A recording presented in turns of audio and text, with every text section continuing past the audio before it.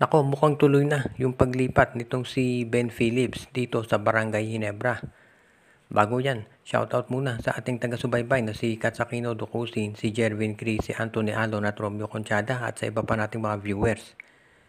Kung inyong nabalitaan na, in-interview dito sa Philippine Star, itong si Charles Chu, yung isa sa mga assistant coaches ng Converge Fiber Xers.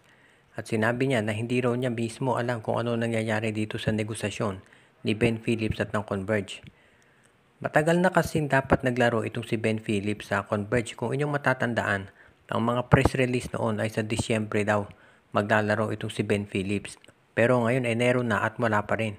At inamin na ni Charles Chu hindi raw niya alam kung ano nangyayari dito sa negosasyon ng kampo ni Phillips at sa kampo ng Fiber Xers. Sinabi rin nitong si Chu na kung sakasakali man daw na magkasundo si Phillips at ang Converge, hindi garantisado na magkakaroon ng mga minuto sa court itong si Ben Phillips.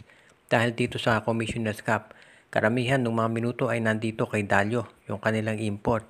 At syempre bibigyan nila ng priority itong si Justin Baltasar para gumanda ang laro at masanay dito sa sistema na pinapatakbo ni Franco Atienza at Raiko Toroman.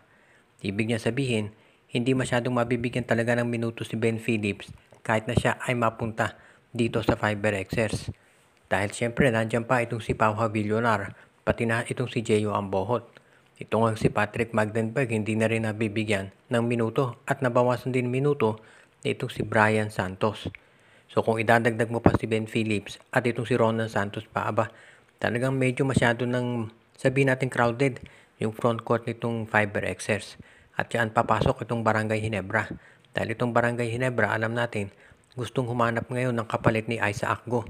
Si Isaac Go ay yung balita ay babalik na, baka late January. Pero kahit na makabalik si Isaac Go, hindi pa rin garantisado na magtatagal siya sa Ginebra dahil baka mapalitan ito ni Ben Phillips. Ang dahilan kasi dyan, ito si Isaac Go, kung pinanonood niyo yung mga games niya bago siya na-injure, hindi naman talaga masyadong maganda pinapakita niya sa Ginebra. Sa opensa, paminsan-minsan lamang nakaka-score at sa depensa parang medyo mabagal. At yan nga ang dahilan kung bakit sa pagiging starter, inilagay siya sa bench ng Ginebra at ginamit na starter na si Japet Aguilar.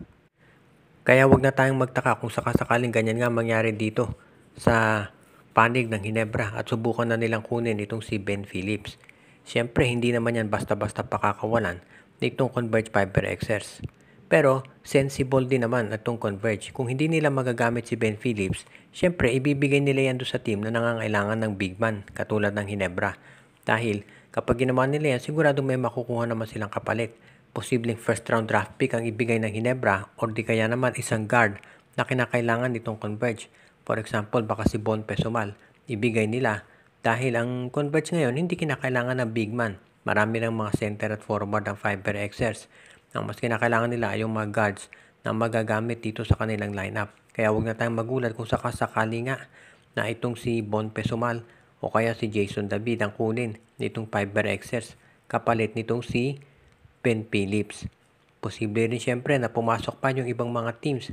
For example, ang Northport o Terra Firma dahil baka yung nais na player na makuha ni Franco Atienza ay nandoon sa Terra Firma o Northport. Kaya abangan na lang natin kung ano magiging proposal ng Ginebra dito.